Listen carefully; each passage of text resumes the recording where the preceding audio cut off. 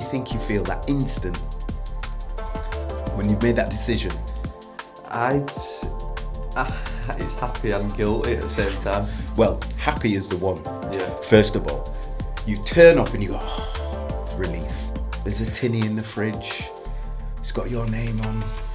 Sit on the sofa or watch Netflix, whatever. It's Wednesday. Nobody goes to the gym on Wednesday. Why don't we do it on Monday and start the week correctly? We'll hit it hard and we'll do. So why then do people smoke? Why then do people eat fatty foods that's not going to get them in the end? Usually the reason is because it's not going to kill you today.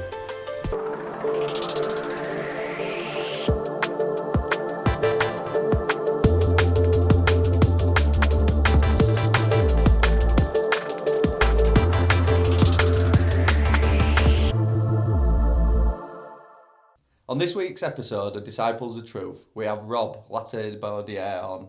He's a mindset consultant and he's a director at Come Outside Leeds. So thank you for coming on, Rob. You're welcome. Thank you for having me. It's great to be here. Yeah. So how did you get into being a mindset consultant? What is it that got you interested? Oh, wow. You're starting with a big question, aren't you? Straight in. Yeah. I love that. Wow. It's a pretty long version. I don't know if you want the long or the short version. Whatever fits, Bill. For you. Well, my mum and dad were we're a RAF family really, and my dad was in the RAF, and so we travelled around a bit, and they had me in Singapore. So I was born in Singapore. My mum and dad are Jamaican. Oh, cool. But they had me in Singapore and then moved around. My first memories really are of being in Cyprus. So we grew up in Cyprus, and at some point my parents decided that moving around and everything was not great for me and my brother. They wanted us to have a settled upbringing and schooling. So they decided to come out of the RAF and come back to the UK. Came back to the UK. We were based at RAF Bawtry in Doncaster. Oh, yeah. And I don't know why actually. I'll have to ask them, but they obviously wanted us to grow up in a bigger city. So we obviously Doncaster is near Sheffield and Leeds, and they came to Leeds, and we landed in Bramley. Yeah. In the late 70s, early 80s, and obviously Leeds and England was a totally different place at that time. It was very racist, and it was just different. I mean, we all know it's common knowledge there was racism on TV, in those days, and racist comedians and stuff like that. But it was normal. We didn't even think it was weird. It was weird. It was just normal. But we suffered like some serious abuse when we got to Bramley and we got to Leeds specifically, because imagine we're two young RAF kids. We're pretty well spoken and all that. Little black kids dropped in this melting pot of England in the late 70s, early in Thatcher era as well, and all that time, and it was tough, and I was brawling every day, and I'm only a little lad, but them days I was a lot smaller than I am now, and it was a tough time. So I started boxing. I did quite well at that, and boxed at a decent level for a long period of time, about 15 years. But in the early days of it, I was also a very, very inquisitive child. Yeah. So I used to study everything and ask loads of questions, do my mum and dad's head in, and I'd always want the answer, why is the sky blue? And you couldn't palm me off with, well, it just is. I wanted the scientific reason as to why it's blue. So when I was boxing and stuff, I started to wonder why one person was better than the other when I'm just as fit as him, I'm just as strong as him. Why somebody may be better than other? And started studying it. And in those days, because I'm old, there was no Google or anything like that. So we all had Encyclopedia Britannicas. They used to sell them door to door, Encyclopedia Britannica. Wow. Back in the day. People who are watching this who are of a certain age will remember that. But we had this big set on this big book stand, and my mum would always say, go look it up, go look it up. So every time I asked something, go look it up. So I was looking through the Encyclopedia Britannicas about this, which is really, for those who don't know, it's just books for Google, really. It's like Google, but you got to look it up. And as I was researching this, I found out things like, I came across stuff like psychology and mindset, and I was like, what is that? So I was studying it even more. What is this stuff? And I found it fascinating. But because I grew up in a really tough area and all my mates were tough lads, we were always brawling in the streets and all that sort of stuff and getting up to no good. They weren't the sort of people you could say, oh, I'm not coming out tonight, lads. I'm staying in. I've got this new psychology book I want to really read. They'd be like, get them out of here. You know, what are you talking about? So I used to just study this stuff in private, and I got right into it, and it just became a fascination of mine. And all the big names of that era who were into it, I started following them and reading their books because there was no social media or anything, and studying it. You had to put the work in properly. You had to, if you was into something in those days, you had to grab for it because you had to read. That was it. Period. Reading. No podcasts. There was nothing. No YouTube. Yeah. Nothing online. There was no online. There was no internet. You know. So I just studied it and I just loved it. But it wasn't something you could really discuss with people or talk about because inner city, council estate, hard, tough, car thieving, drug taking lads were not interested in talking about the psychology of human behaviour. Do you know what I mean? It just They didn't even know theirs. No, they didn't. I didn't even. So I was just studying this stuff, and I very quickly found out with the boxing side of things that why is one person better? No, it wasn't really down to skill set. Once you get close at the top level of any sports people, it's more down to mindset than skill set. So I found that fascinating, started to study that a bit more, and then cut the long story a little bit shorter. When I left school, I embarked in a world of work straight away. I went to college, Park Lane College in Leeds, or City College as they call it now. And then I just went off to get a job, much to the chagrin of my mother, who wasn't very happy about it. She wanted me to go to uni, and I was going to go to Sheffield Uni actually and study psychology, but I just wanted to earn money because I never had any. Yes. And off I went and did that. And all this time, I was still studying all this stuff to do with mindset and psychology and human behaviour because I was just fascinated about why we do what we do. But I wanted to make some money. Yeah. And I had that business side of me as well. So I studied business studies at college. And off I went, and I did quite well in the world of work. But in the back of my head, there was always this thing about, mindset and all this stuff. But I didn't even really know fully how to use it or what it was, but I studied it.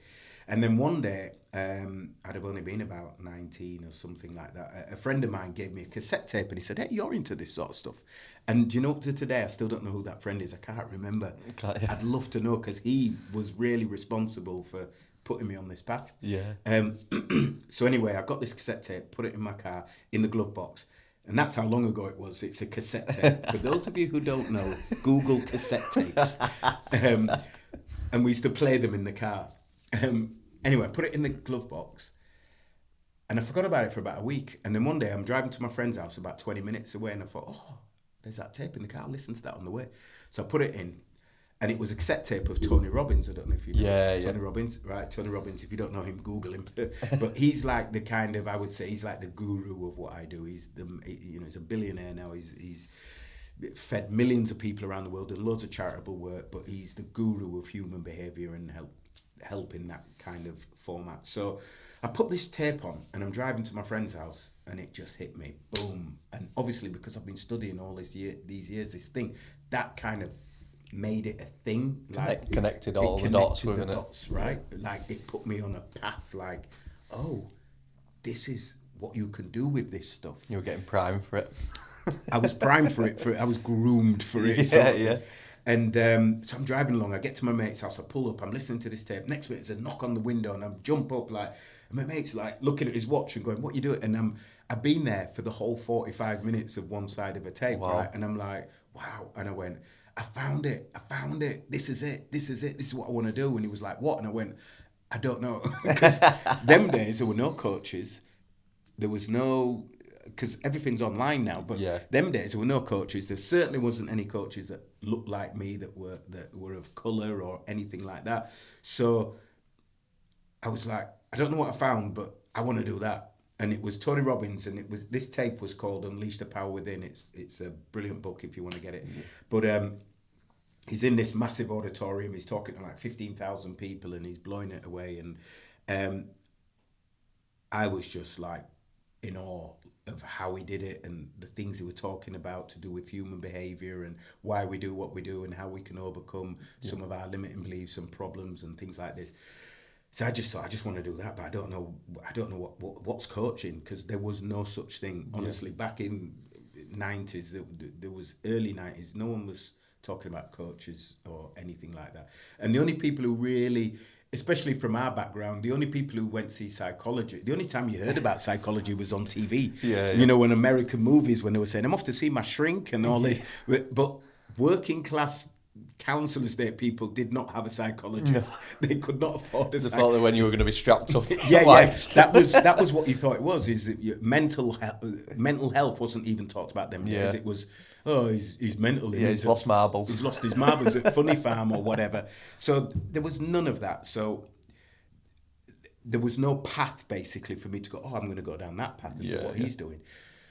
So I just kept studying and studying, but now I was studying even more because I was loving this stuff. But in the meantime, I was working away. I worked for Co-op Group for a while, and I did really well with them. I ended up being head of call centre there. I had 250 staff underneath me. But in my head, and this is the crux of it all, in my head, in my mind, as I started to learn more about coaching and things like that and wanting to do it, in my head, I believed I couldn't, because in my head, I had that one sentence. And now I always talk to people about, I believe everybody has got one sentence or more. Some people might have 20. Yeah. But everyone's got one at least that's holding them back in some way. It's usually fear-based. And it's one thing: I'm not good enough. I'm not tall enough. I'm not fast enough. I'm not good, intelligent enough. I'm not experienced enough. But everyone's got it. Mine was, I'm just Rob from Bramley and Leeds with no degree. Who's going to listen to me? Who's going to want to come and talk about their life or psychology or anything or the brain with me when I'm just this little kid from a suburb in Leeds? Yeah. Who's going to... And that was playing around in my head and holding me back. Now, fast forward, I'm in charge of two different call centres, got 250 staff underneath me. I'm coaching them every day. But in my head, I don't believe I can be a coach. Yeah. It's crazy, right? But that's how the brain works. So I was just like, oh, I can never do that. Nobody'd ever pay to listen to me or hear what I've got to say or anything, even though I'm doing well and I'm 60 grand a year, senior guy in this business. So anyway, that was that, and that carried on for years and years and years, 18 years to be exact, nearly two decades that held me. I never did anything, but I just kept going on courses and studying. Then internet came, so it was great because now I could find out loads of stuff.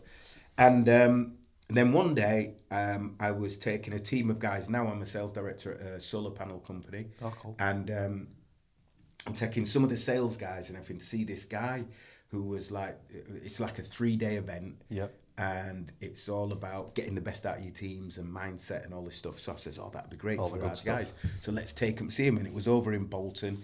And it was a guy called Michael Finnegan who was doing it. And I went to see this thing and it blew our minds. It was amazing. And cut a long story short, he was really the catalyst to make me think, do you know what, I really want to make a go of this. I want to start doing this thing. He was like the British version of Tony Robbins. He was 3 days on stage talking to us all, blew us away. Yeah. And that was it. That's what kicked me off. And he was one to give me the confidence to say, do you know what, I can do this and overcome. And then I started working with him, cut long story short, working with him.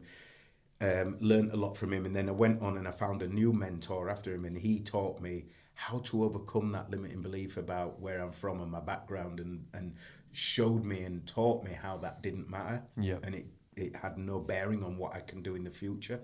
So that's where I started to learn that your past has no bearing on your future, and then I started it, and that was it. And then because of that, it put me on a mission to kind of help as many people. I used to always say I want to help 1 million people overcome their one sentence, their limiting belief, their thing that they're talking about and repeating over and over in their minds that's holding them back. Because mine lost me nearly 2 decades just because of one sentence, or I could have started ages ago. But So anyway, that put me on the mission to do that, and then that's what brought me here today. What made you dissolve that then? What did it make you, how did you dissolve that sentence that you believe? Because we are the stories that we tell ourselves over and over, and we don't realise we've got this inner dialogue. What is it that you did to overcome it? Well, there was a series of stuff he worked with me on, and that's what I do with clients now. And it depends how deep rooted that story is, because if it's very deep rooted, sometimes you have to almost do a different shift rather than overcome it, because sometimes you can't get rid of it. But it's standard stuff like repetition of a different saying. Yeah. So something more powerful, you replace it, with something more powerful that serves you, doesn't hinder you. Yeah. And then you go from there. Also, it's filling your brain with the things that are in line with what you want, not what you don't want. So I call it mental vitamins. So everyone understands you take vitamins for your body, but no one ever really thinks about vitamins for the brain. And what I mean by that is every day we're taking in information from waking up in the morning to going to bed at night. And it's about, taking in information that serves the purpose of what you want, the target, the goal, the thing. So mine would have been coaching, right? Yeah. So it's listening to podcasts, watching YouTube channels, reading the right books, giving yourself the mental vitamins that serve where you want to go rather than against you. Like creating the environment. Yeah, almost reprogramming your brain. Yeah. Because what you have to remember is we're not born with our beliefs, right? Yeah. Do you believe that? Yeah. Yeah? Yeah. Yeah, it's true. We're born a clean slate. Scientists say that we're born with two things, a fear of loud noises and a fear of falling. That's it. And there's a couple of things that other people are talking about now. But in general, we're born a clean slate. When you get a baby, it's not got beliefs. No. It doesn't care about religion. It doesn't care about race, anything. There's no beliefs. So everything you are now is learnt behaviour. Mm-hmm. So if it's learnt behaviour, it can be unlearned. So it's all about reprogramming. Yeah. So when we talk about mental vitamins, it's about, okay, what I'm going to do is feed my mind what I want, rather than just be caught up. A little bit before we started recording, we were talking about like being caught up in what's on the news and buying into certain things that may or may not be true. Yeah. Because you're allowing the narrative to be fed to you, rather than going, okay, this is what I want. In my case, I want to be a coach. I want to help people. I want to learn about human behavior and psychology and stuff like that. So I am going to actively go out of my way to feed myself that information on a daily basis. That's it. And it's the same for anyone. If, in answer to your question, if they want to overcome whatever their limiting belief is, it's about reprogramming yourself almost. And there's different ways you can do it, but you've got to start just fundamentally by reprogramming your brain, by feeding it what you want, not what you don't want. Yeah, because you were like saying as well, after kind of getting it, you're saying there, like affirmations as well of what you want to program into your own system. Because we are just databases, really, aren't we? Absolutely, and affirmations or mantras or whatever, they're powerful and they really work. A lot of people get triggered by those things, and when you say this stuff and they go, oh, woo woo, all that bullshit, blah blah. Do you know what I always say to people is, don't be triggered by the terminology, by the words, right? Because, and this is really important, if you're watching this and you're thinking, oh, it's that woo-woo stuff, and it's not. You're doing it anyway. You're doing it anyway. All it is called a different thing. If you ever find yourself drifting off into space and just thinking, and then someone goes, oh, where were you then? And you go, oh, you're daydreaming, aren't you? Daydreaming. It's the same thing. It's whether you're meditating, you could get triggered by that word. Oh, meditate. What do I do? Sit on a rock and hum mantras for, Daydream is meditating fundamentally. Yeah. When you say things over and over again, like, oh, I'm no good at maths. Oh, I'm no good at maths. And you always seem to say, oh, I'm rubbish with languages and rubbish, all these things. That's a mantra. So people get put off by labels, but actually they're just a different way of saying what you're already doing. So if you can overcome that and get past that, you can then get into these things and start, doing mantras, start um, um, um, you know, humming mantras and sitting Yeah, on the yeah. rock, so to speak, and Yeah. saying these things over and over to yourself. I try not to use those labeling words and stuff like that because you don't know how it's going to trigger someone until you Yeah. start working with them. Yeah. But ultimately, my message to everyone is you're already doing it. Yeah. Just Just don't, different terminology, yeah, aren't just call it a different thing, but you're already repeating things over and over to yourself. You're already humming mantras of something because you're repeating it. So don't be scared of titles. Just think, okay, what can I do differently to reprogram the way they? I'm Yeah. thinking? Because everything comes from the brain. Everything starts there from what you think. Because a lot of people do it with mantras. When they do something wrong, they're always like, "Oh, you idiot!" They call themselves so many bad things, and they don't realise the subconscious mind can't take that as it takes everything as 100% truth that comes out of his Fact. mouth. Yeah. So nail on the head. If you say anything, the subconscious mind doesn't know the difference between what's real and what's imagined.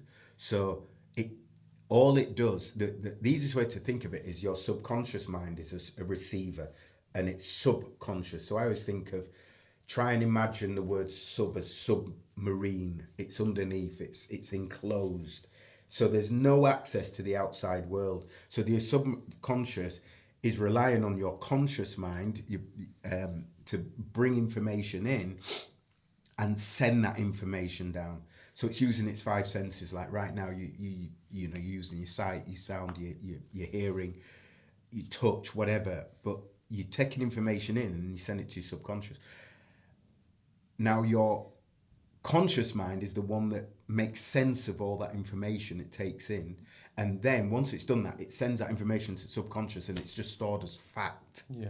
Now, when we're making sense of that information we take in, we often get it wrong. And then we store that as fact. And that's where you get the problem because once it's stored, then your subconscious is what drives you on a day-to-day basis. And if it's incorrect information that's driving you, like I'm just Rob from Bramley and Leeds, nobody's going to listen to what I'm going to say. Yeah. Guess what? That's going to be my behaviours. Why am I ever going to start a coaching business? Yeah. When my primary thought process is nobody's going to listen to you because you no degree, you're from a council estate sort of thing, you grew up with a load of ragtag lads.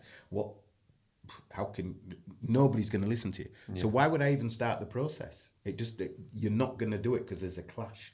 So the brain will not even help you get where you want to be if you're thinking a certain way. Yeah, because So your self-belief is not there anyway. it's not there. So you have to change that first. So everything starts with thinking. So when I work with people, we go through this whole process.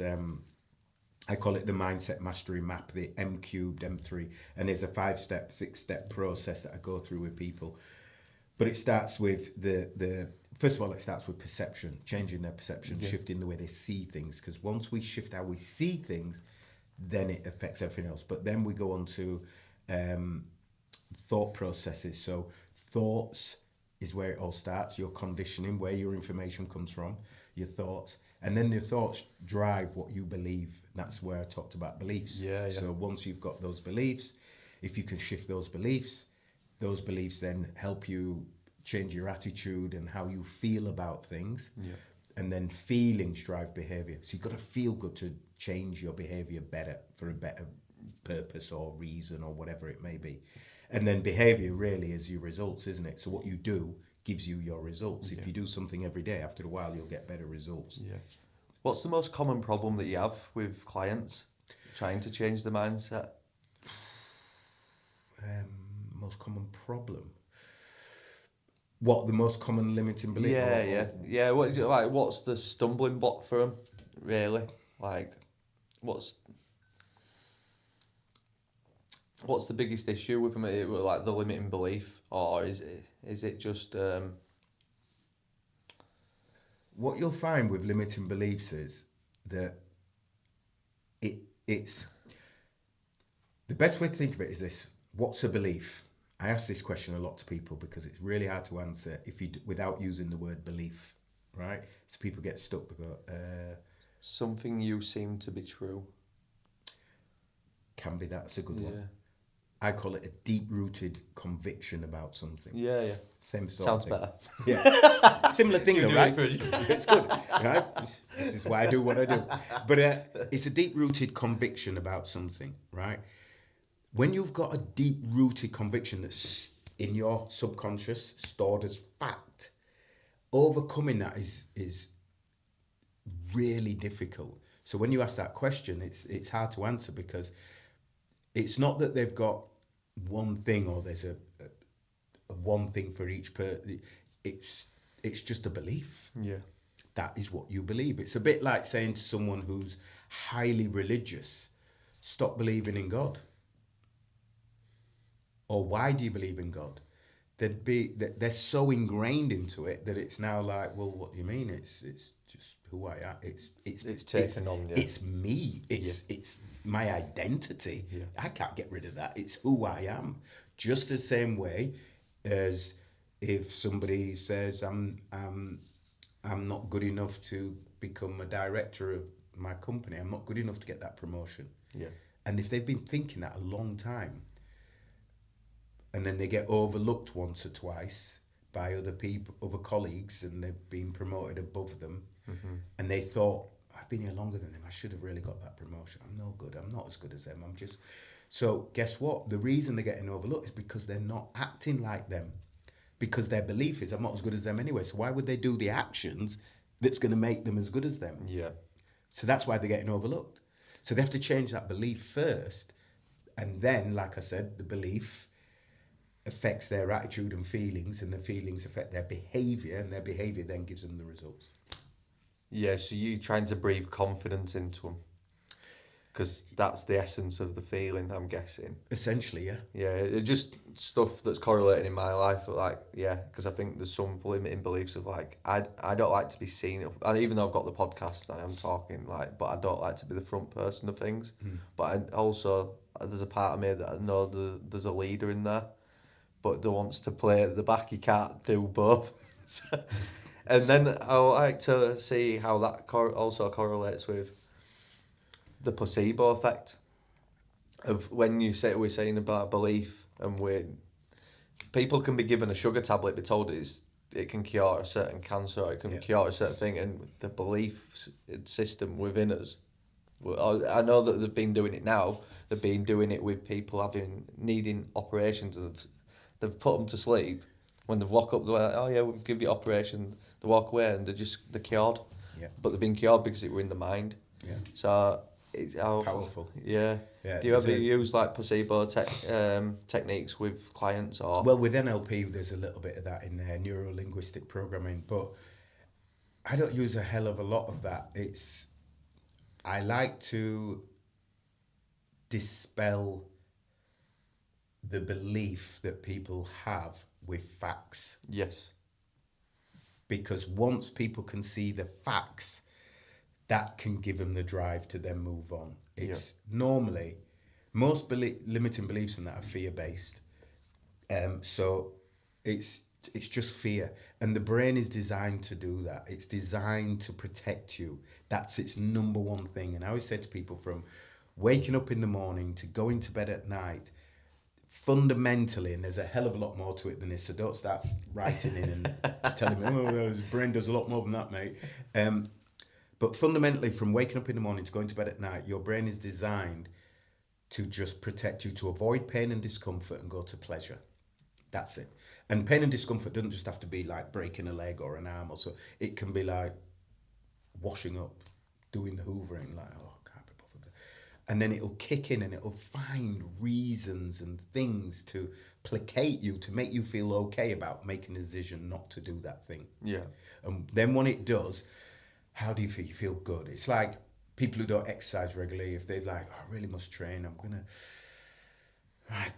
to go to the gym tonight. That's it. I'm putting my bag in the boot. I'm going to take it to work. I'm going straight from work. I'm going to go to the gym. And they're like, oh, and then all day at work, it's getting a bit rainy outside, a bit grey, and they're like, oh, I can't be bothered now. I just want to go home. But I've got to go. And now there's pain and discomfort going on in their thought process. So the brain's kicking into gear now. Comes to the end of work, you jump in your car, you get to the car park, it's right to go home, left to go to the gym, and you're like, oh. Then the brain does its thing because it's trying to protect you. It loves you. It's your brain. Hey, Rob, I don't know, match of the day's on. There's a tinny in the fridge. It's got your name on. Sit on the sofa or watch Netflix, whatever. It's Wednesday. Nobody goes to the gym on Wednesday. Why don't we do it on Monday and start the week correctly? We'll hit it hard and we'll do. So you go, oh, yeah.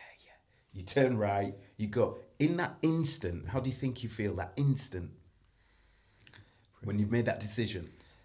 It's happy and guilty at the same time. Well, happy is the one. Yeah. First of all, you turn off and you go, oh, it's relief. I'm not going now. Because you've been thinking about it all day. You've been like, oh, I can't be bothered. As soon as you've made that decision, you feel good. So you get that little dopamine hit and your brain feels good. You feel great. More fun. And there is a bit of tinge of guilt. But you feel good. So your brain is seeking that hit again next time you think that process. And that's why a lot of people in that instance who don't train regularly and they're getting out of shape, that's why it's difficult to do it, because they're constantly fighting the brain that wants to fight that process of avoiding pain and discomfort and take you to pleasure. Yeah. When you get home, you sit there and you have your drink, oh, this feels good. So it's looking for that again. Yeah. So you've got to break that cycle somehow. Yeah. Because in them moments, you don't realise how energy zapping that is, to go through that thought process all the day where you're having this inner dialogue of whether to do it, whether or not. It's a battle. Yeah. And I'm just interested to know what your thoughts are on discipline, and how you attain discipline, and does it get easier of putting these thoughts to the side where it's non-negotiable. It's like when that thought comes in, like, oh, we're not going to go today. It's like, no, bullshit, that we are going. Like, I'm not saving any mind's, like, energy going through this toe to toe. Yeah, action. Yeah. And there's a saying that I love that I always use with clients. It's fear fears action. Fear fears action. Action, you've just got to do it, and that's how you get discipline. There's no easy route to discipline, because that's why the word is discipline. You need discipline, it's action. So I always say start small if you can, if it's something where you can start small on, but just get started, because there's a crazy thing. Mel Robbins talks about it a lot. If you look up Mel Robbins, she talks about 5, 4, 3, 2, 1, just move, because there is a part of your brain that needs about 3 or 4 seconds where it starts to then talk you out of things. So if you can move before that, and I mean literally just get up and go, it's easier. You've got inertia. Once you get going on stuff, a bit like the old moving a big rock, it's really tough, isn't it, at first? And then once it gets going, if it's circular, it's easy to just, momentum, you can literally just flick it with your feet and keep a tyre going, a big tyre, you can do it easy. Once you get it going, it's the same with us. Once you get going, it's easy. So I always say action is the key to building discipline. If you need to go, just go. And even if it's starting with saying, right, I'm going to go to the gym and I'm just going to do 5 minutes. I'm going to go in there, do a bit of stretching and stuff, and then I'm going to leave. And allow yourself to leave. Yeah. And go and do that and then come out. And then to go back next time is a lot easier. Like, I'll go do that again. Yeah, that was easy enough. Go back and say, but, maybe I'm going to do 5 minutes walking on the treadmill. Yeah. And just do 5 minutes and then leave. It's the habit you have to get into, because everybody knows when you get to the gym, 9 times out of 10, it's quite easy. It's all right being there. It's quite enjoyable, actually. Yeah. It's the going that's the hard bit. So build the habit, because if you've ever read books on habit, it's the habit loop pattern that you need to break. Yeah. So building discipline is just building habits, I believe. So if you can start that off and get the habit of doing it, nobody's ever talked really about the discipline of brushing your teeth every morning. No, it just comes there. Yeah, nobody ever talks about the discipline of getting a shower once a day, or the discipline of washing your face in the morning, because we just almost think it's, well, you shouldn't you? It's the autopilot in you. Yeah, but you did that by starting doing it every day, and then it became a habit. Now it's the habit to brush your teeth. You just do it. You don't even think. you're not really even waking up thinking, I need to brush these teeth to make sure they're clean and I get all that stuff out of it. You just, that's what you do, Yeah, you know? So it's the same, like for me with the gym, I train 7 days a week or run or go to the gym, one or the other, but 7 days a week. Yeah. So I'll have active rest days as well. So I'll go to the gym, but I might just do some stretching and relaxing and stuff like that. Yeah. But the discipline to do it doesn't feel like discipline anymore. No. It's just it's a non-negotiable, because now that's part of who I am. Yeah. I'm a guy who works out. So again, when I'm working with clients, that'd be something we'd look at and change their language. Yeah. So again, mental vitamins, change your language and tell yourself, this is what I do. I am a person who works out regularly and likes to keep fit. Yeah. So it becomes part of your identity. Yeah, because for me recently, when I've been left to my own devices, like, oh, I'll get so many shred fasts in this week, and like now I've started to itemise the days that they're on. I know it's non-negotiable. It's not like, oh yeah, well Monday's gone by, I can pick up where I go, and it's like Monday, Wednesday, and Fridays are my days. Right. The other days I'll do my calisthenics and the other bits, but you've got to have some kind of formulate some kind of plan to aim for. Yes. Because an idle mind's a devil's workshop. And that's where avoid pain and discomfort, go to pleasure. That's where it kicks in. The brain will start whispering to you. Yeah. And it'll talk you out of it if you haven't got some rigidity, a plan, like you say. I was listening to Andrew Huberman's yesterday. He says basically everything's just a dopamine chase. Like, and he was saying of what drugs do, and what exercise and sex and all. And he's just like, that's what he says. If you can start to have good habits that have dopamine in it, he says, like, you'll be forever chasing it. Yeah.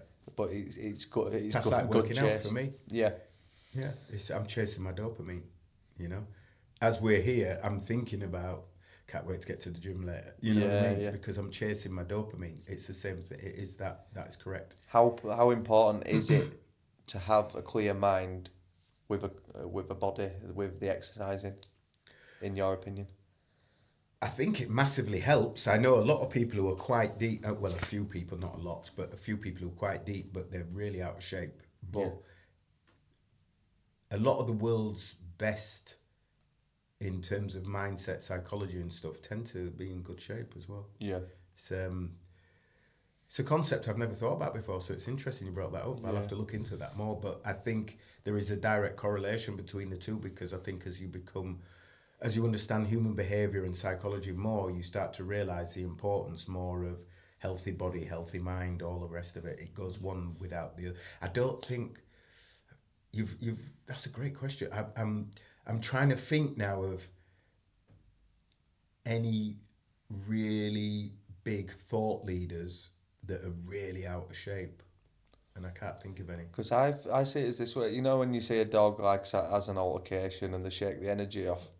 Like if we wake up and we're not really feeling it that day, but we take ourselves for that run, we take ourselves for that kettlebell workout or whatever it is, that exercise, the mental clarity that comes during or straight after, it's like all them negative voices are gone.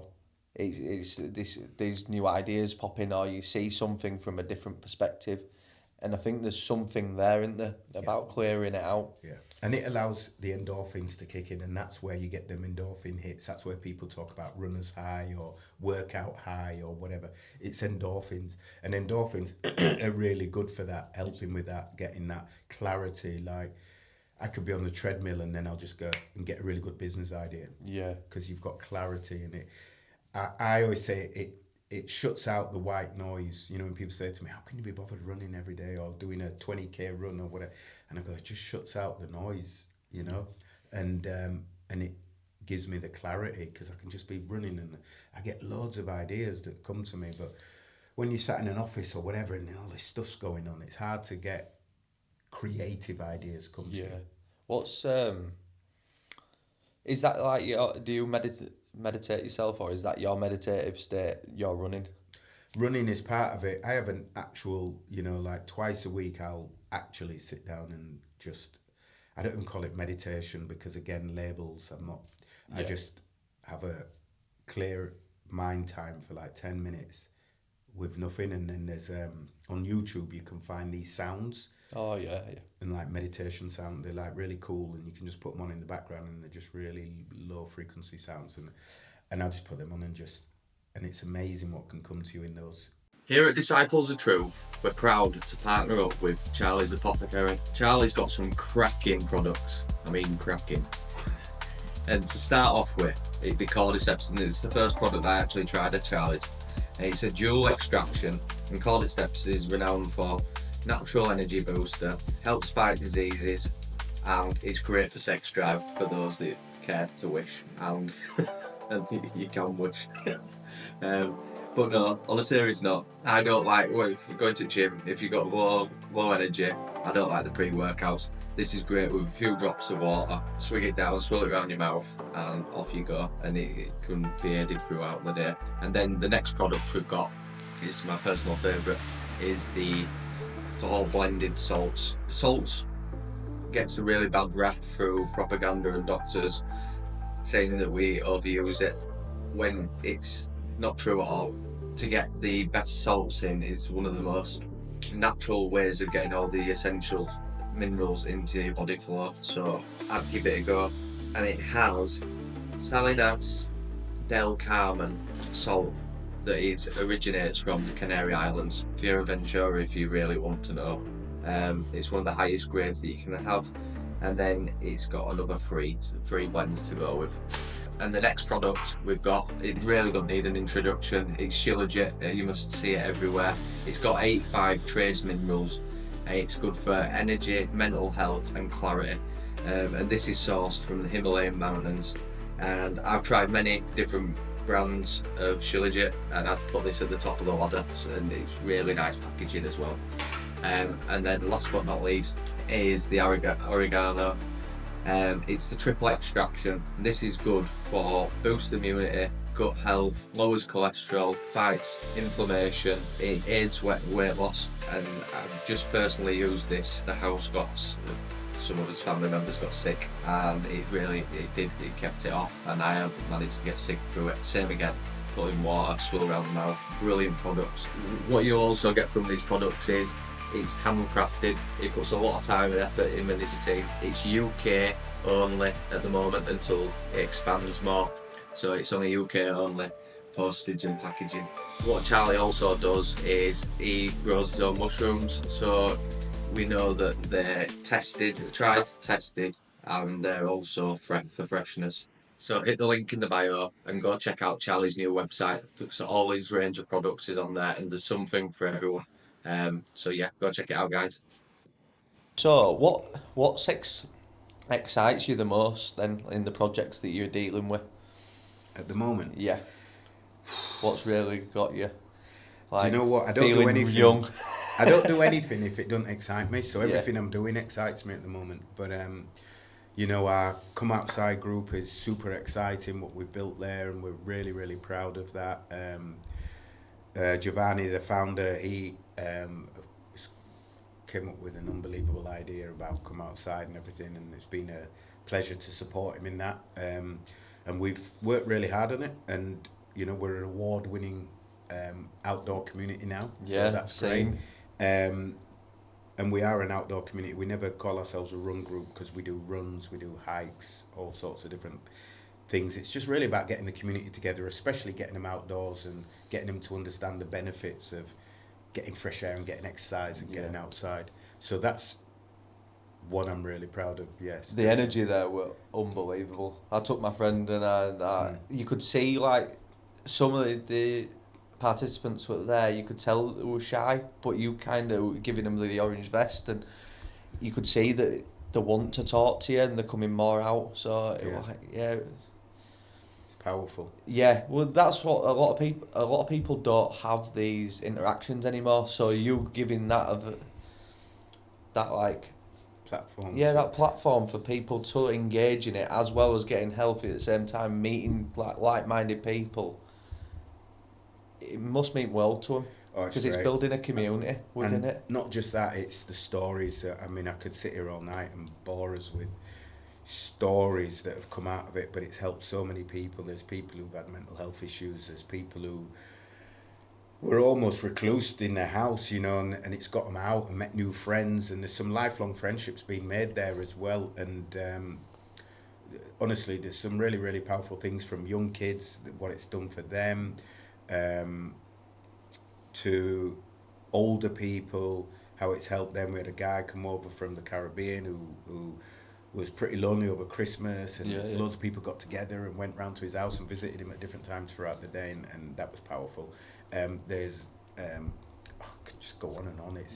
So we're a community. It's really about helping each other and supporting each other, as well as getting them outside and getting them fitter and healthier and stuff like that. But it really is more about the community. We've got girls group that do a self-defense sort of class thing now as well, with boxing and kicking and all that sort of stuff, and they're loving that. But it's really about getting them together and having fun together as well. So there's that as well. And so I'm excited about that. I'm also excited about my own thing, the mindset stuff as well. I've got some big plans for that as well.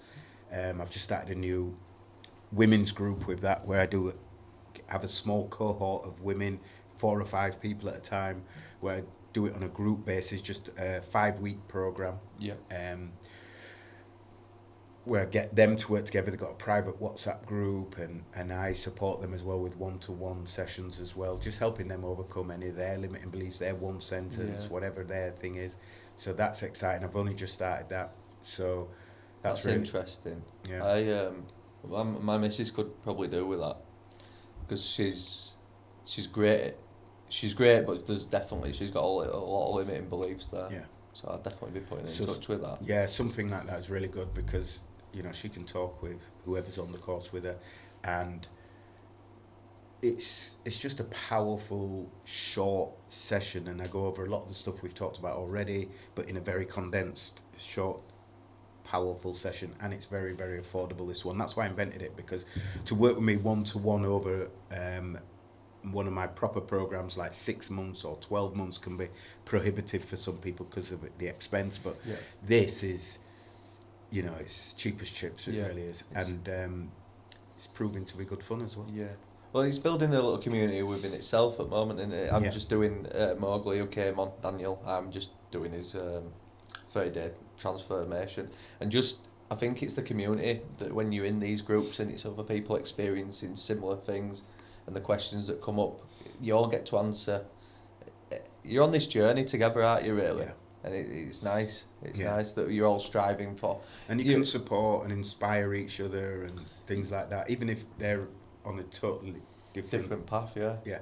But it's the same thing. It's all the same thing. It's just fear-based. It doesn't matter if, like, one woman's trying to get fit, the other one wants to become a coach, the other one, wants to get promoted at work.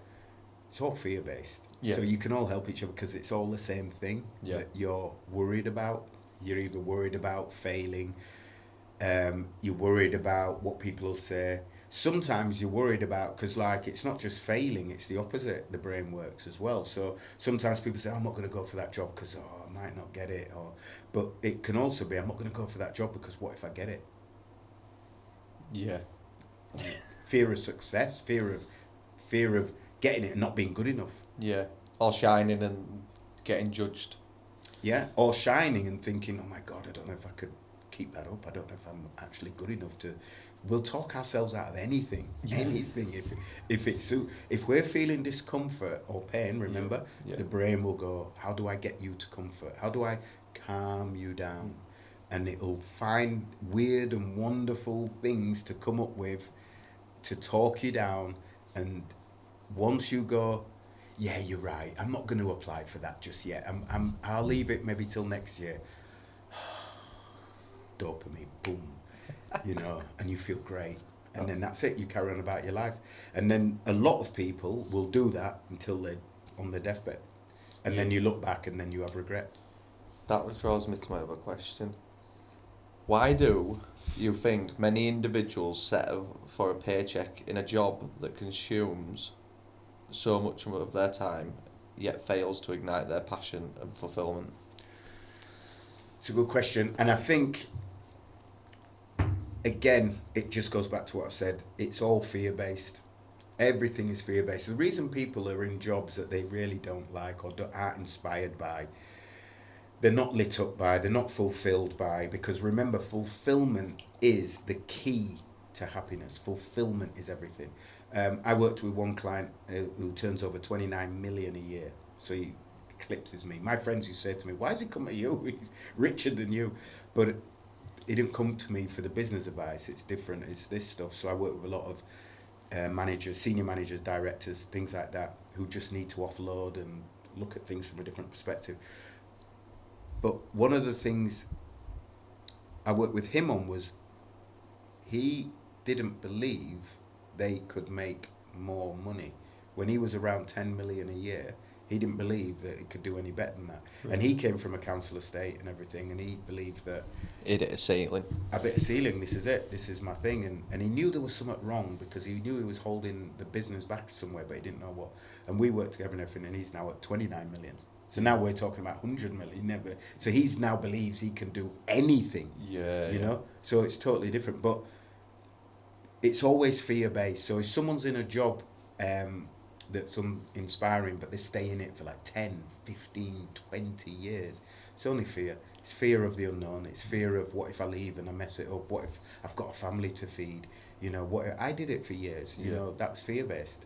You know, so it's again conditioning the mind, going back to conditioning, mental vitamins, changing the narrative, and doing it enough that you've created a different habit loop pattern of thinking, and then that then changes your belief, which changes your attitudes, your thoughts, your feelings, and it changes your behaviour. Because I think the Buddhists, like they were saying, every time it's fear-based, they keep on asking and say, oh, why don't you do it because of this? And it's like, because of this in my house. And it keeps on nitpicking, and then what? And it always goes back to death. He's like, it always goes back to death. Like, you know, the further you get down, oh, you can't pay, we can't feed kids, and then we'll lose a house and this and that.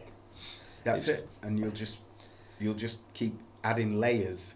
Yeah. Until because your brain's looking for comfort, remember, just wants, I keep on trying to say to my friends as well now is, like, if you don't start getting reins of your life, like, we've all got kids similar age, I'm like, the 6, how long did that take that time? And they're like, oh, well, blink of an eye. I said, if you don't get reins of your house, it's going to be another 6 years.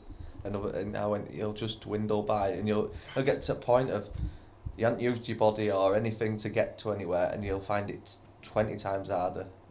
It'll just slip through your fingers. And that's why I said just start. Yeah.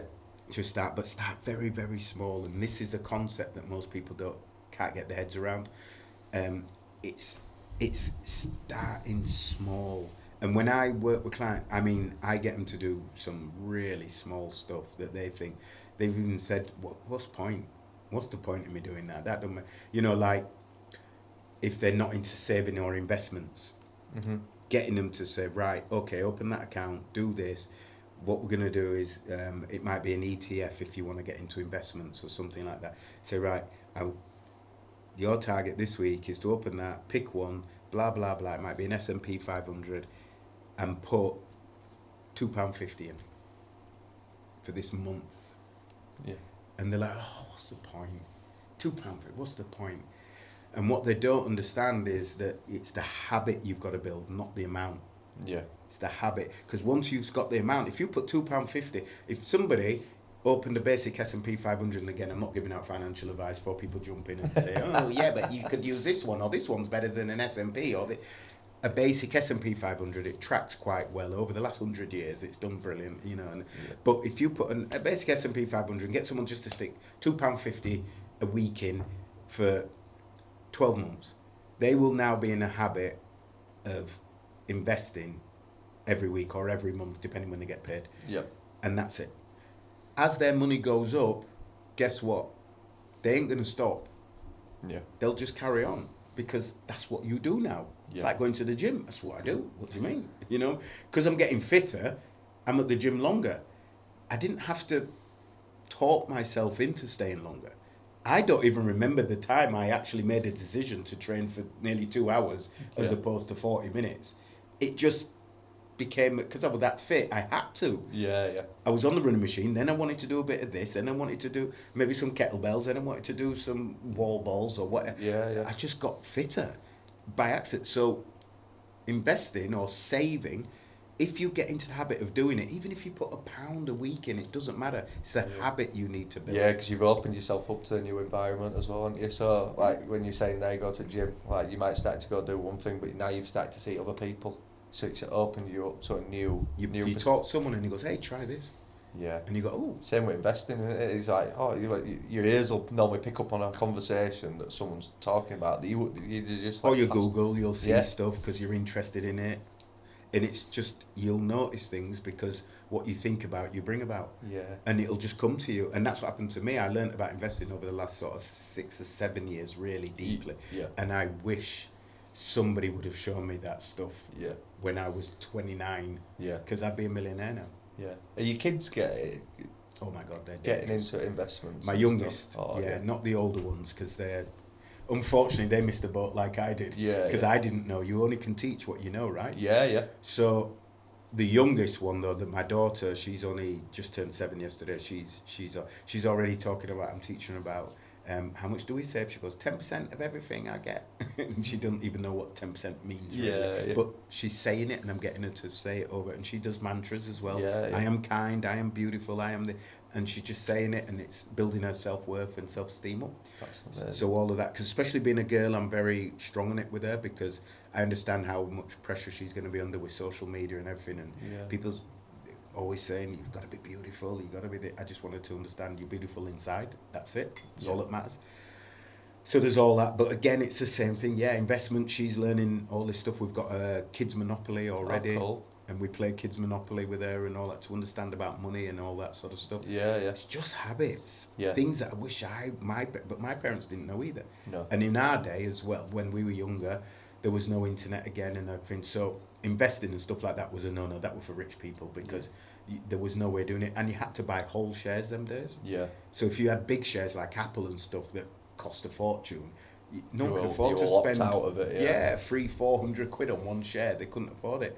So now with all these apps and stuff like Trading 212, for example, you can buy, if you fractions. you can buy Apple, and if you've got 20 quid, buy a share or fraction of that share. That's it. And that's how you start. So I always say to people, it's getting a habit.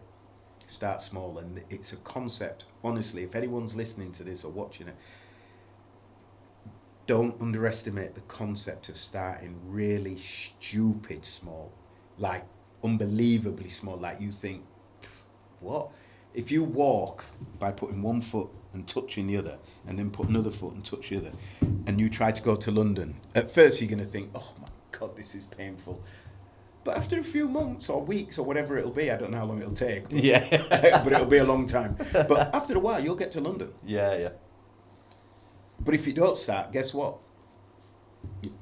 You're not going to get. You're not going to go there. Are It's you? the boat on the destination, isn't it? That's it. It's having that harbour to aim for. But it's the easiest way to trick the brain.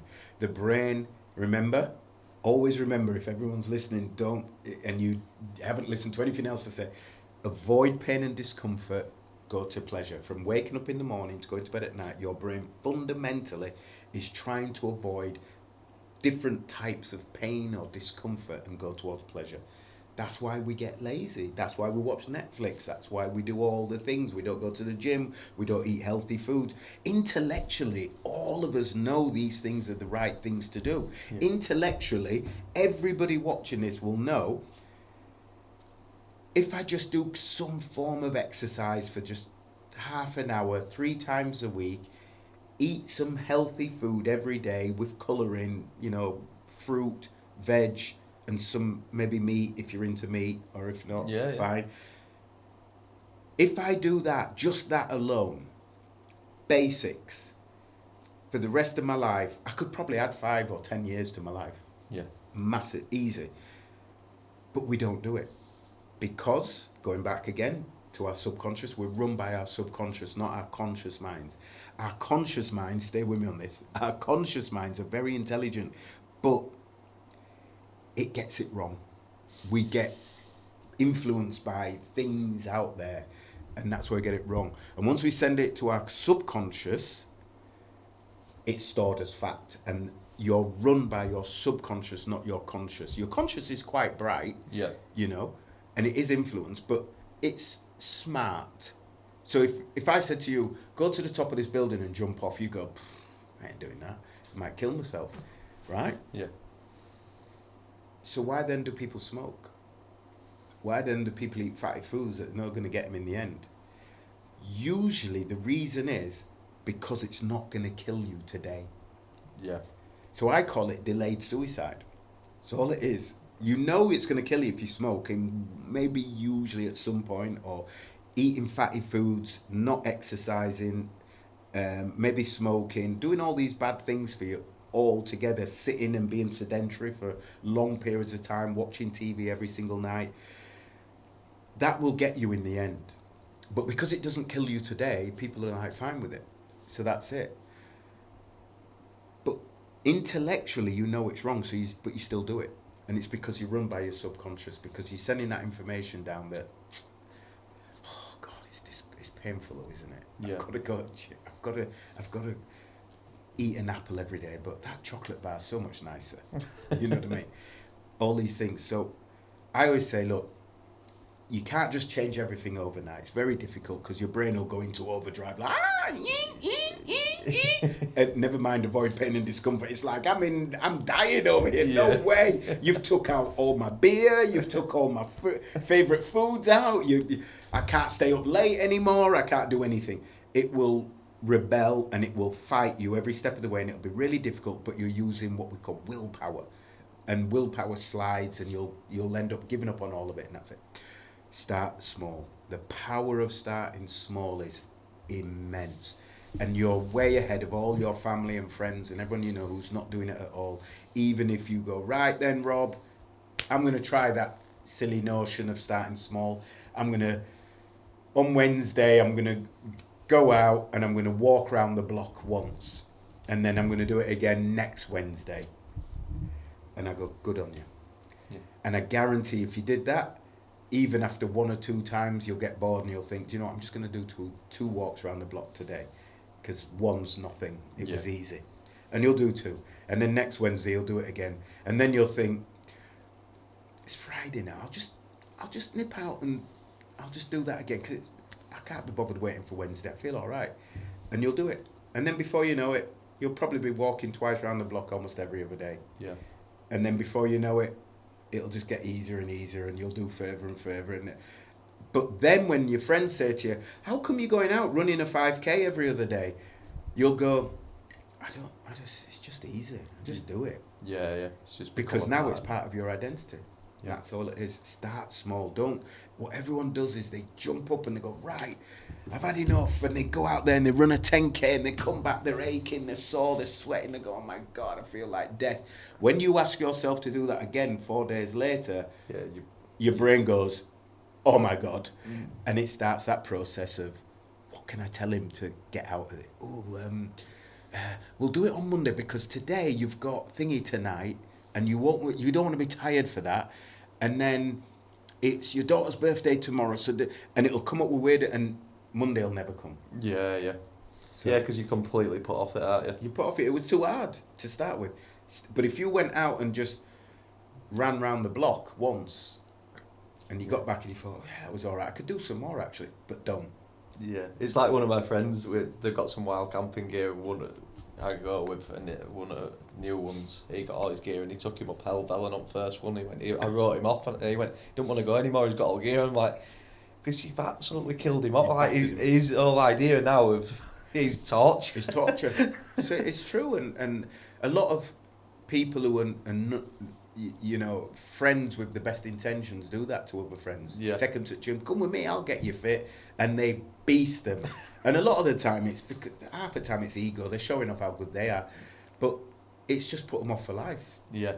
And bad personal trainers will do that. I've seen it as well, where they really push people beyond their limits too early, and it kills them off as well. Yeah. So it's small steps. It's that slow grinding wheel. Like when we did the shred fast ones, it's like use the little bells. I only on 8s, but I'd get where I get comfortable, then I'd move up, and then you start to realise that you're enjoying this because you've seen progression. Yeah. It's that concept. You've got to find, I think anyone listening has to just find whatever analogy like that works for them, and you know, and then do it. You know, it's like the older when they talk about a drip in water, and it can create a hole in rock, you know, and it's just one drip, one drip, one drip, but over time creates a big crater in a rock face. Yeah.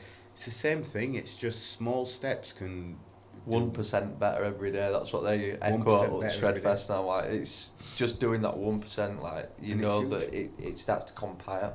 But on the doesn't it? same scope of that, psychologically, when you do it and see no difference, that's what puts people off. So you've got to, first of all, prime your mind for that before you start, and then you'll be fine. Yeah. But what people do is they do something, they go, what's the point in that? Like saving £2.50. Look in your account a week later and you go, it's £2.50. And then go, don't look, just leave it. Yeah. Just get on with it. Get on with your life. It's there anyway. It's about enjoying the process though as well, isn't it? I think that's what you've got to fall in love with. Like when I started this podcast, I was like, oh yeah, it's the guy going, oh yeah, it'll be like 5 years or something for it to get where it needs to. Like, no, it's not, it'll be a year. And then like I've started to go, oh yeah, it's going to take a lot longer than I thought. But as long as you're enjoying the process, that's what it's all about. It's what matters. It's all that matters. And it could be your 300th podcast that suddenly blows and does something that you just don't know, or it could be next week. You know, it could be this one because you've got me on. Yeah, I like it. You just don't know, do you? But No, you just gotta. I remember listening to Stephen Bartlett talking about how he started his Under the Cellar, and I used to watch him from the early days, from the beginning. Yeah. And I put a lot of my friends onto him in the very early days when he was Under the Cellar, and he used to have his phone and the old earpiece that Apple had that went in and dropped out all the time. Yeah. With the attached wire, and he used to go Under the Cellar and just say, "Diary of a CEO," and that was it. And that's how he started. And hardly anyone was listening. And look at him now. Yeah. He's So top of the game, isn't yeah, yeah. It's you've just got to start. Gary V, I remember him. I watched him in the early days as well. Gary V. I was one of the first people to ever be talking about Gary V, and everyone was like, "Who's Gary V?" And them days, he just had his guy following him around with a video, and he was videoing himself at first, and he was one of the pioneers of that. Stephen Bartlett copied him. He was the one who, because Stephen Bartlett used to video himself talking and walking around if you get his early videos, but Gary V was one of the first. I don't even know of anyone, someone who can probably tell me, but I don't know anyone who was doing it before him, who literally was walking in the street talking to himself on camera. And look at him now as well. Well, he called Facebook, he called Instagram, he called all them and he said the health and wellbeing sector. He says like that's going to eat a lot of them up. He says when it fully gets rolling, and you can start to see it now that it's happening, can't you? Yeah. Because people are connecting on that level. Yeah. And it goes back to mental health again. That's why, because connection, the word you use there, is so important, and people are realising, I think they're waking up to that now, that we've lost that a bit, and if it goes too far, it's going to be a major problem, because I always say this is the greatest time to be alive as a human being. It's the safest time to be alive as a human being, irrespective of what people think, terrorism and all this and wars and all this unrest. But actually, there's more chance of us killing ourselves this year than being killed by anything else because of men's suicide and stuff. There's more chance you will kill yourself than a suicide bomber getting you, or getting run over by a bus by accident, or some terrible fate happen, or dying in a plane crash. There is the biggest rate of death for men is suicide. So this is the greatest time to be alive, and we lose in connection. That's why there's a great book by what's his name? Is it Rohan Kari? I forgot his name.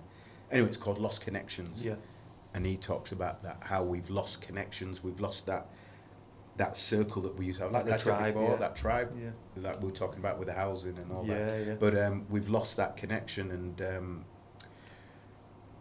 we're now living very individualistically. Like, it was funny, I was having a laugh with my neighbour the other the other month when we was talking about how everybody sort of comes out of the house and out of hibernation after winter, and we're talking again, and we might have a barbecue and stuff because we don't talk to them all year.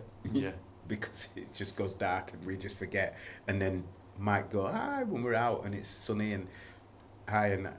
But literally 4 or 5 houses down, we don't even know who they are, or It's so strange, isn't it's it? bad, really, isn't it? It's like you literally do not know anything about them or anything, No. and it's crazy. And my missus, actually, she hangs around with a lot of the mums in the area. So one of the mums says, "Hey, you guys, why don't you start a dad's thing?" Because they always go out together and stuff. And so a lot of the guys in the area, about 7 of us, got together and did a WhatsApp group and said we'll go out for a drink and that.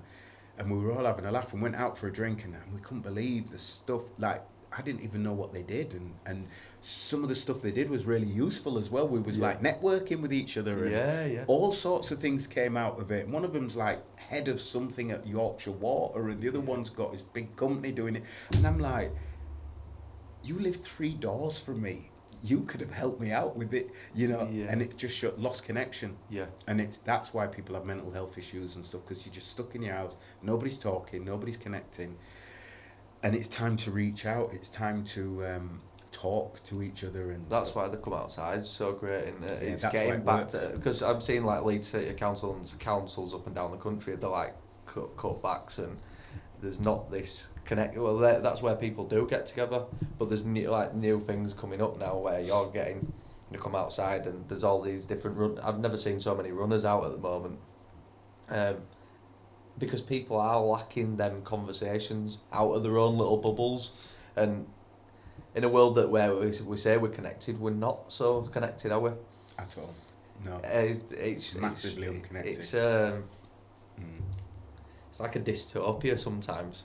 It is. It's as technology and everything has given us a better quality of life, it's also stolen the everyday living and connection that we're used to having. Yeah. Even things like back in the day, you'd bump into people at the local shop at the bottom on the greengrocers, you know, and talk to each other. Hi, how you doing? Blah blah blah, and all that sort of stuff. And now you can have Sainsbury's delivered to your house. Beep. Yeah, it's just deliver it. Christ, you can get McDonald's delivered. Yeah. You know, I remember you had to go to town for that. Yeah. Now there's probably one in your local area, and even if there isn't, you can get it Uber Eated to your house. You know, It's convenience kills. Yeah. That's the number one thing that I found. It's like, because everyone's chasing comfort over building something, really. yeah, almost anything can be delivered now. Yeah. It's not just food; they deliver almost any. It's crazy. Well, with the technology, I watched a guy years ago before COVID. He said something like that were coming, and he says if you start to look at China and Japan and stuff, he says that's where we're heading. He went, it won't be next day delivery, it'll be same day delivery. If you order something off Amazon, it'll be a drone and they'll bring it out and you can see that's coming. Yeah, It's definitely coming. yeah, it's on its way, and it's frightening. It gets to a point where you think, well, will there be any point in us leaving our homes? Yeah. See, I were in a fear base when I was seeing all this. I'm like, what do we do? And the more I've started to see it, is like, we're all creators in his own right. It's going to free up a lot of space for people. But these people who are in this fear base of settling for these paychecks, they've got fear like, what am I going to do now? It's because they haven't tapped into the creative mind. So I think it's for like yourselves and many people in this space now that are creating these new environments and new communities. It gives a chance for people for a central hub to be around these, for you to rub off on these people that are a bit lost and awaken them to their own creativity, really. I think that process has started, and I think it will grow with time. And maybe, like with humans, we have to hit a low to come back. Yeah. I don't know, but hopefully we learn. And that's one of the reasons I started this, because I'm fascinated by human behaviour, because especially by the silly little things we do. Because as humans, I've always been fascinated how smart and intelligent we are, because we are obviously the greatest animals on the planet. We're the brightest animals on the planet, and you know, we've been up to the stars and we've been down deep in the oceans.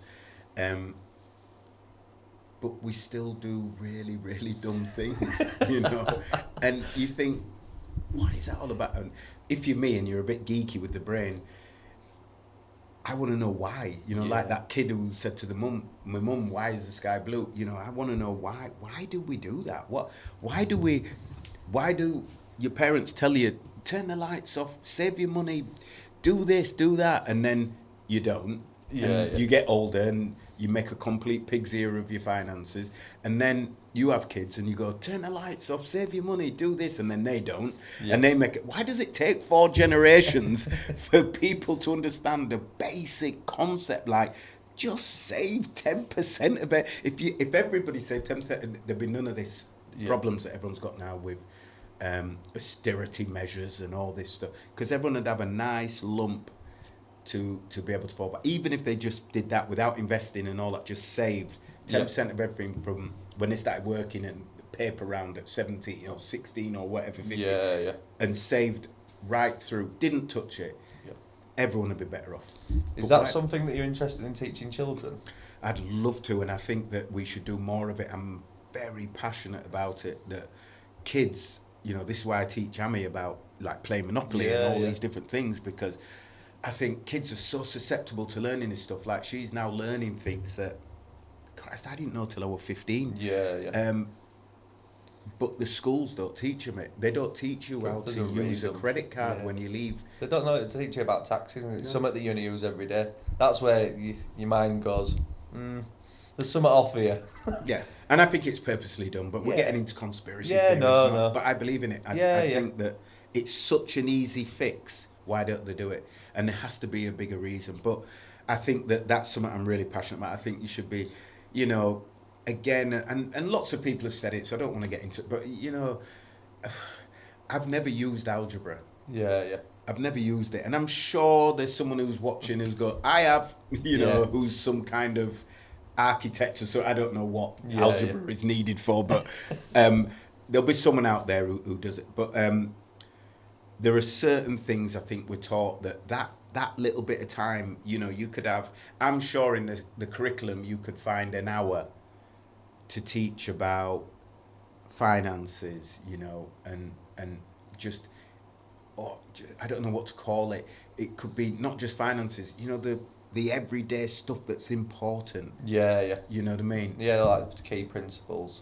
The basic stuff that helps you survive out there, that's really important. A lot more important, I think, than learning about pi r squared. You know, I wanted to get like teaching them how to grow food in schools. Just I know some schools do it, but I think all of them should. Like you keep on talking about energy, like an energy blackout. If we had an energy blackout for 3 weeks, most people would pass away because they just wouldn't know how to fend for themselves. Well, most people wouldn't know how to wire a plug. Well, I said to my friend the other day, I says, buy some extra stuff in. Like, I says, it's not being conspiracy right now. Like, they have said grids going to go down. I went, I've got loads of food. And I went, what, in your freezer? He went, yeah. And I went, you ain't got any electricity.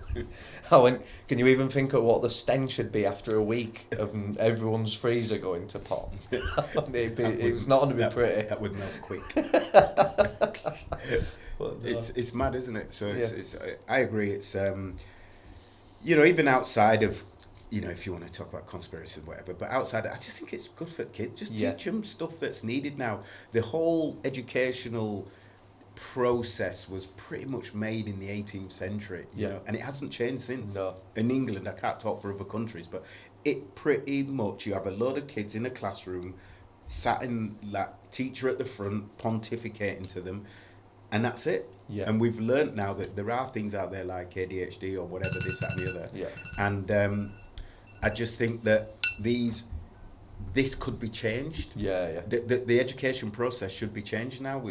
You cannot tell me that 100 years later we should still be teaching kids the same way we did in Victorian England. No, definitely not. It's just ridiculous. It's like, come on, there's got to be a better way. It's got to progress, hasn't it? And it's about getting that connection back. It's the most natural thing in the world, is to grow food.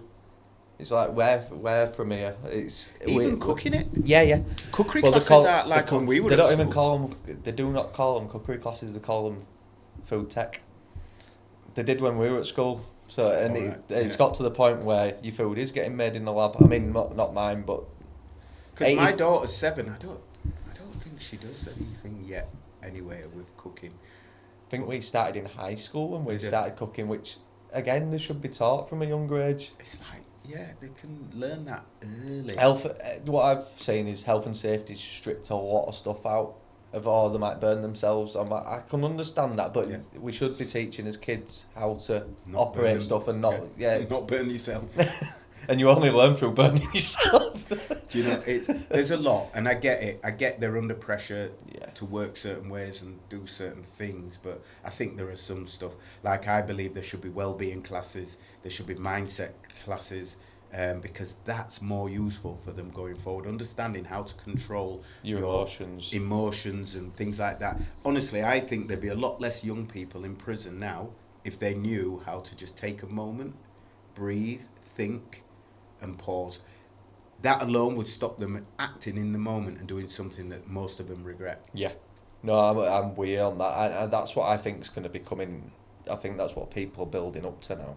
Of there needs to be that curriculum, because they're the foundation of the root cause of why we're having big problems. If you can sort that out, and people, this is like not conspiracy minded, but the name of government is to govern your mind, and we should be governing our own minds first, and with true principles and morals, we're not going to sway away. But it's not, there's not a quick fix to everything, and it is going to take time. Yeah, but kids don't know how to do that, but their parents don't. No, they don't. So there's no chance. So that's why you've got to start with the kids. Yeah, because they are rubbing off. Yeah, they're the biggest teachers as well, aren't they? Yeah. I'm going to leave you one question. What's the biggest truth that you've had to come to terms with? Biggest truth. Or that you might live by? Either which way you want to take it. Biggest truth. That's a good question. Biggest truth. I've tried to make a new segment of it, like asking discipline, because it's a disciples of truth, and then that's the truth. And I think everyone's got their own makeup of what that is. There's a few truths that have come to live by or come to understand, but the biggest truth,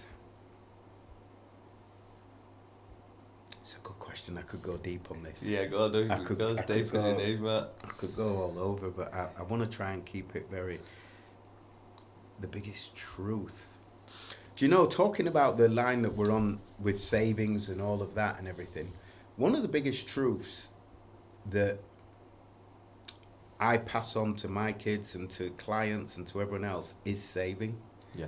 Or investing. Honestly, if someone said to me, magic wand, you can go back in time and change one thing in your life. And there's loads of spiritual things I could talk about. There's friendships, there's this and that. But one of the most simple things is I would just invest a small amount from when I was 21. And that's it, because it's not just about making money, but it's about what I could do for my family now. Because in a standard S&P 500, for example, tracking at a standard sort of between 9 and 11%, in that period of time, I'd probably due about 1.5 to 1.6 million now.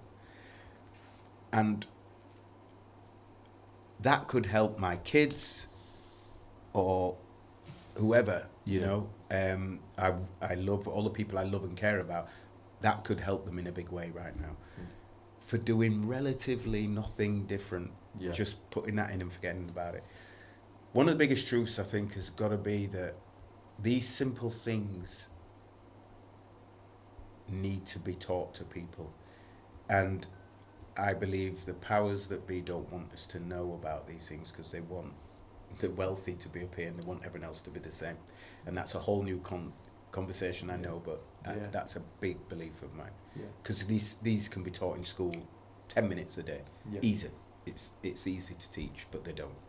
So they just have kids leave school and straight away get into trouble with a credit card because they've suddenly found, oh, I've got credit. This is brilliant.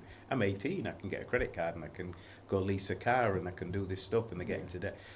You could easily eradicate that almost overnight, and that's one of the biggest pains that most families have is financial problems. Yeah. That's what breaks up marriages.